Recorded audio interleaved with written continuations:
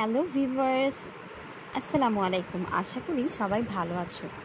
তো আজকে চলে আসলাম তোমাদের জন্য নতুন আরেকটি ভিডিও নিয়ে। গত পর্বে আমরা পড়েছিলাম কনজেনিটাল অ্যানোমালিস। কনজেনিটাল অ্যানোমালিসে আমরা পড়েছিলাম ক্লেফট লিপ, ফেশিয়াল ক্লেফট আর ম্যান্ডিবুলার ক্লেফট। আজকে আমরা বাকি অ্যানোমালিসগুলো পড়ব।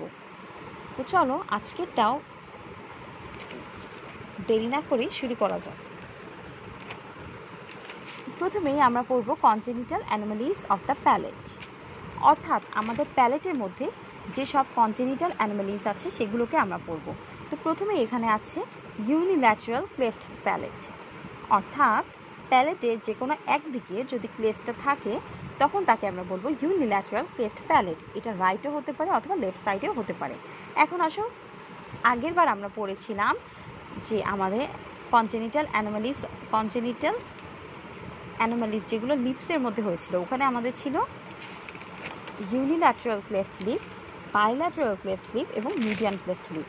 তো এখানেও ঠিক সেমভাবে প্যালেটের ক্ষেত্রে unilateral cleft palate, bilateral cleft palate, median না হয় এখানে থাকবে ক্লেফট লিপ অ্যান্ড অ্যালভিওলাস, তারপরে হবে ক্লেফট অ্যালভিওলাস ইউনিল্যাটারাল বা বাইল্যাটারাল।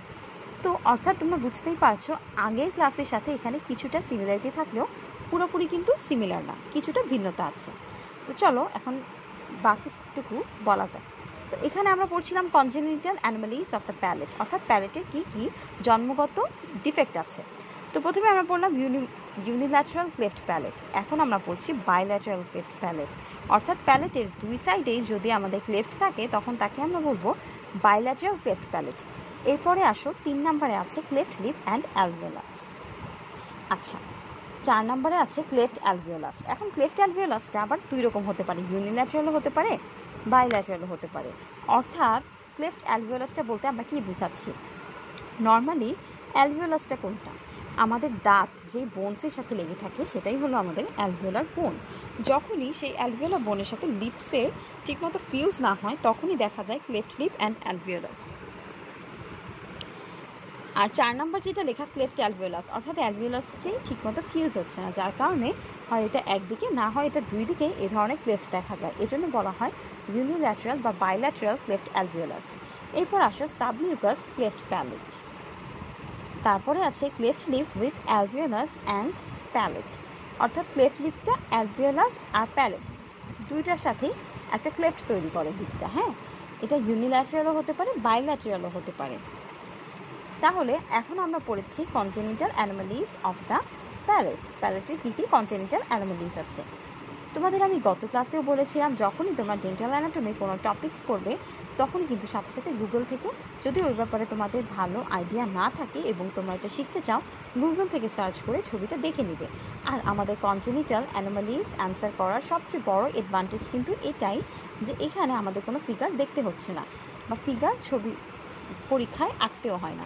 কিন্তু ফিগার আঁকতে না হলেও এটার সম্পর্কে তোমাদের অবশ্যই ক্লিনিক্যাল একটা ধারণা থাকার জন্য ফিগারগুলো তোমাদের গুগল থেকে সার্চ দিয়ে দেখে নিতে হবে। আশা করি এই নামগুলো দিয়ে তোমরা গুগলে সার্চ দিলে তোমরা পছন্দ মতো ফিগার পেয়ে যাবে। যদিও ফিগারগুলো দেখতে আসলেই ভালো লাগার কথা না, ভালো না লাগাটাই স্বাভাবিক, যেহেতু আমরা এখানে অ্যানোমালিস পড়ছি। তাও আমরা যেহেতু ডক্টর হব বা ডাক্তারি পড়াশোনা করতে এসেছি, এই জন্য কিন্তু আমাদের সব কিছুর ব্যাপারেই ভালো ধারণা রাখতে হবে। তো চলো এখন বাকিটা পড়া যাক। এখানে আছে congenital anomalies of the tongue. আমি তোমাদের বোর্ডের কোয়েশ্চেন ঘেটে ঘেটে আমি দেখেছি যে এই কোয়েশ্চেনটা কিন্তু খুব বেশি তোমাদের বোর্ডে আসে, অর্থাৎ congenital anomalies of the tongue.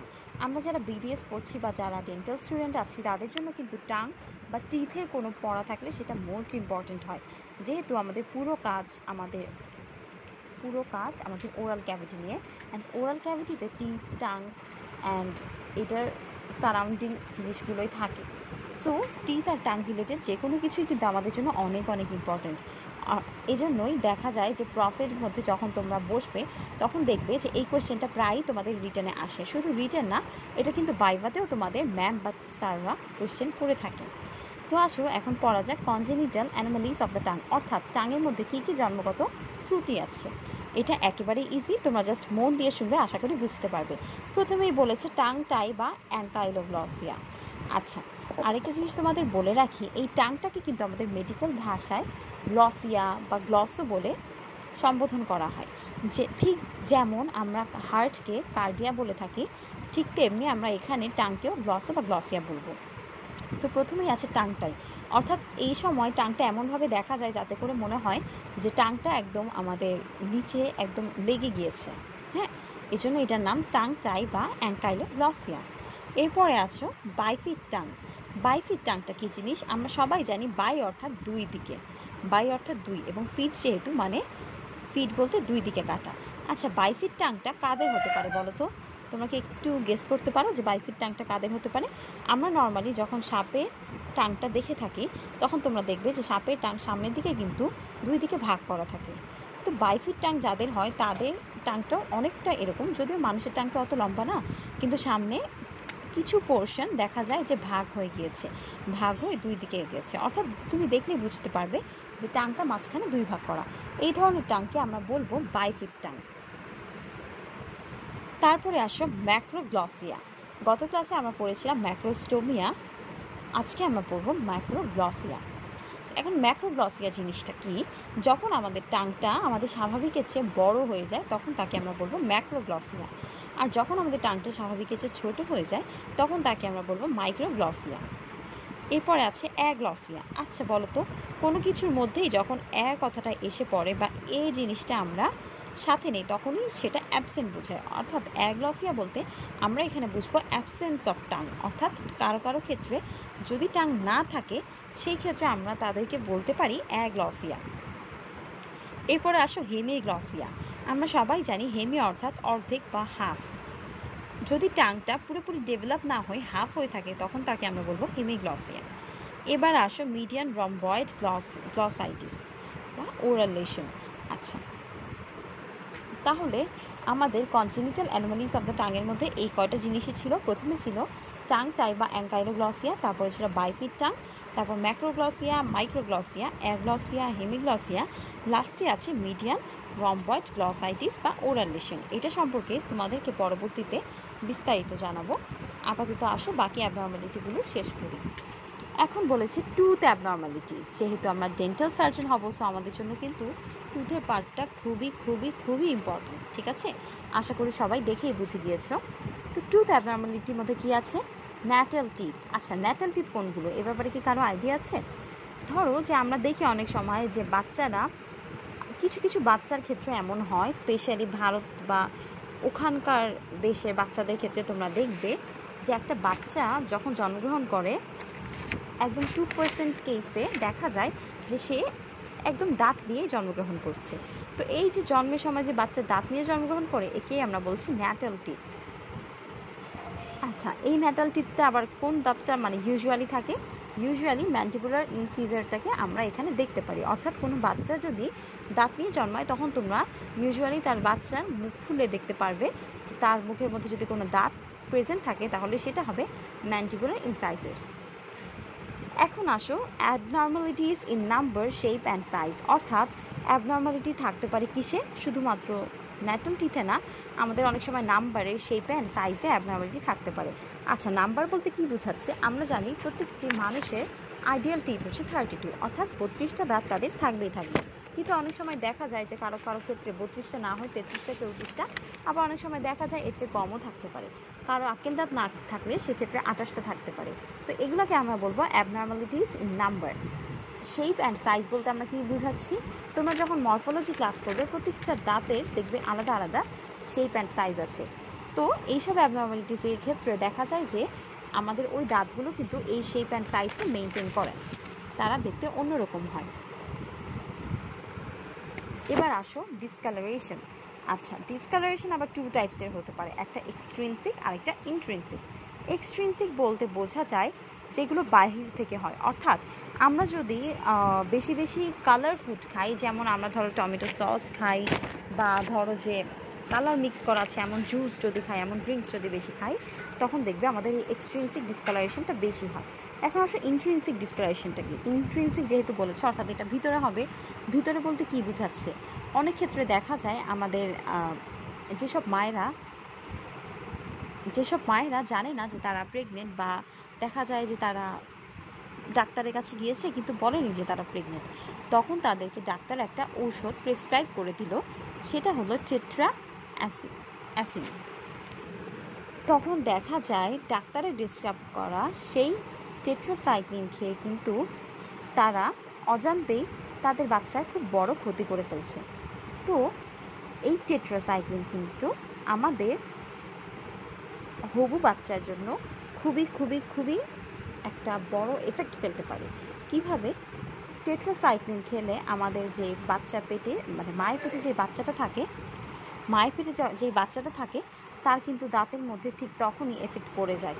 এই জন্য দেখা যায় যে তাদের কালারটা, মানে বাচ্চাটা যখন জন্ম হয় তখন থেকেই দেখা যায় যে বাচ্চার দাঁতের কালারটা খুব বেশি, তোমরা দেখবে, দেখে মনে হবে যে খুব বেশি ময়লা বা ধূসর বা ইয়েলো কালারের, বাট অ্যাকচুয়ালি এটা হয়ে থাকে টেট্রাসাইক্লিন নামক এক ধরনের ঔষধের কারণে। তাহলে ইন্ট্রিনসিকের ব্যাপারটা আশা করি সবাই বুঝতে পারবে। একটা আছে এক্সট্রিনসিক, একটা আছে ইন্ট্রিনসিক। ইন্ট্রিনসিক হলে বাচ্চার দাঁত একেবারে পার্মানেন্টলি ওই কালারের হয়ে যায়। তুমি এটাকে যতই স্কেলিং বা পলিশিং করো না কেন, আবার সেই অন্য দাঁতের মতো, মানে অন্যান্য মতো সাদা এনামেল তুমি এখানে গেইন করতে পারবে না। এবার আসো টুথ স্ট্রাকচার ডিফেক্টের মধ্যে কী আছে। অ্যামিলোজেনেসিস ইমপারফেক্টা, আরেকটা আছে ডেন্টিনোজেনেসিস ইমপারফেক্টা। অর্থাৎ অ্যামিলোজেনেসিস বলতে আমরা এখানে বোঝাচ্ছি এনামেলটা যখন নাকি ডেভেলপ হতে পারে না ঠিক মতো, তখন তাকে আমরা বলবো অ্যামিলোজেনেসিস ইমপারফেক্টা। আর ডেন্টিনটা যখন ঠিক মতো ফর্ম করে না, তখন তাকে আমরা বলবো ডেন্টিনোজেনেসিস ইমপারফেক্টা। এখন আসো ডেভেলপমেন্ট সিস্ট কী আছে।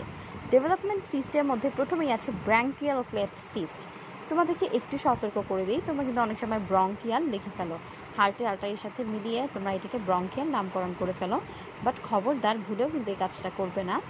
ব্র্যাঙ্কিয়াল ক্লেফট সিস্ট এটা আমরা পড়ার সময় সামনে পাবো, তখন আরও বিস্তারিত তোমরা জানতে পারবে।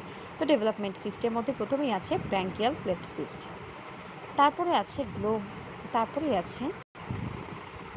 আসো আমাদের ব্র্যাঙ্কিয়াল ক্লেফট সিস্টের পরেই আছে globulomaxillary cleft cyst. Globulomaxillary cleft সিস্টের পরে আছে অ্যান্টেরিয়র প্যালাটাইন সিস্ট এবং ন্যাসোল্যাবিয়াল সিস্ট। অর্থাৎ এই সবগুলো হচ্ছে এক একটা সিস্টের নাম, যেগুলো কিন্তু না আমাদের এখানে ডেভেলপ হয়ে থাকে। তো আসো আবার বলি, প্রথমেই আছে ব্র্যাঙ্কিয়াল ক্লেফট সিস্ট, এটাকে ভুলেও কেউ ব্রঙ্কিয়াল বলবে না। তারপরে আছে গ্লোবিউলো ম্যাক্সিলারি ক্লেফট সিস্ট, তারপরে আছে অ্যান্টেরিয়র প্যালাটাইন সিস্ট এবং সর্বশেষে আছে ন্যাসোল্যাবিয়াল সিস্ট। এখন আসো আদার্সের মধ্যে কী কী আছে। আরও কিছু অ্যানোমালিজ আমরা এখানে দেখতে পারবো, যেমন প্রথমে এখানে আছে হেমিফেশিয়াল মাইক্রোসোমিয়া। আচ্ছা, হেমিফেশিয়াল মাইক্রোসোমিয়াটা কী জিনিস? যেহেতু এখানে হেমিফেশিয়াল বলেছে, তার মানে বুঝতেই পারছো যে ফেসের একটা সাইড থাকবে, ঠিক আছে, হেমিফেশিয়াল মাইক্রোসোমিয়া। আর এখানে কি বলেছে পাশে ব্র্যাকেটে খেয়াল করো, অকুলো অরিকুলার ভার্টিব্রাল স্পেকট্রাম। আচ্ছা, অর্থাৎ অকুলো কেন বলেছে? অকুলো বলতে আমরা কিন্তু চোখের যে আমাদের অরবিটাল প্লেটটা থাকে ওই পার্টটুকু বুঝে অকুলো, আর অরিকুলো অর্থাৎ আমাদের কানের সাথে যে পার্টটা, অর্থাৎ অকুলো অরিকুলো ভার্টিব্রাল স্পেকট্রাম এখানে থাকবে। আর এটার সিনড্রোমটা কী হবে? এটার সিনড্রোমটা হবে গোল্ডেন হ্যারিস সিনড্রোম। আচ্ছা, 2 নম্বরে আছে ট্রিচার কলিন্স সিনড্রোম বা TCS। দেখো তোমরা ভালো করে, এটা কিন্তু ট্রিচার, হ্যাঁ, অর্থাৎ TREACHER, it's not teacher, okay, it's Treacher, অর্থাৎ ট্রিচার কলিন্স সিনড্রোম। তোমরা কিন্তু অনেক সময় এটাকে টিচার কলিন্স সিনড্রোম বলে ফেলো, যেটা একেবারেই ভুল, এবং টিচাররা এটাতে খুব বেশি মাইন্ড করে বসে। অ্যানোমালিসের নাম কখনো ভুল বলা যাবে না, ঠিক আছে। তা আসো এখানে আছে ট্রিচার কলিন্স সিনড্রোম বা TCS। তারপরে আসো ম্যান্টিবুলো ফ্যাসিয়াল। আচ্ছা, এখন আই গেস দেখা যাচ্ছে, আগে তো ক্যামেরাটা খোলা হয়ে গিয়েছিল। এখন আসো এখানে আছে ম্যান্টিবুলো ফ্যাসিয়াল ডিস্টোসিস এবং সবার শেষে আছে রবিন সিকোয়েন্স সিনড্রোম। তো এই ছিল আমাদের কনজেনিটাল অ্যানোমালিজ। কারো যদি কোনো কোয়েশ্চেন থাকে তাহলে তোমরা করতে পারো। বরাবরের মতো আমি আবারও বলবো যে সবাই অবশ্যই ছবি দেখে শিখবে, এবং এখন এই ক্লাসে যা শিখেছো এবং এখনও পর্যন্ত যাদের ধারণা ক্লিয়ার হয়নি, তারা পরবর্তী ক্লাস দেখলে আশা করি তোমাদের ধারণা আরও বেশি ক্লিয়ার হয়ে যাবে। তো আজকে এখানেই বিদায় জানাচ্ছি। সবাই ভালো থাকবে, সুস্থ থাকবে এবং মন দিয়ে পড়াশোনা করবে, ঠিক আছে। আল্লাহ হাফিজ।